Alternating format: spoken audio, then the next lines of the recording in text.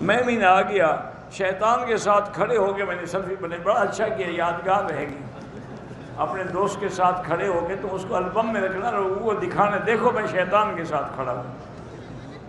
بے وقوف آدمی، شیطان وہاں مینا میں کھڑا تھا ایسے پاگل، وہ ستون جو ہے وہ شیطان ہو گیا۔ ہمارے انڈیا میں لوگ کہتے ہیں کہ امام مہدی آ گئے ہیں تو ٹھیک ہے، اس کو پکڑ لو،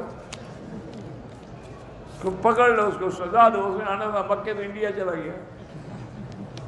بیوی کی زبان بہت تیز ہے، اس کے لیے وظیفے کی کوئی ضرورت نہیں، اس کو اکیلا گھر میں رکھ لو، جاؤ ہی نہیں، دروازہ بند کر دو، 2-3 دن کے بعد جاؤ، پوچھو کیا خیال ہے، تیزی ختم ہو گئی ہے، میں بھی پھر بند کر کے جاؤں،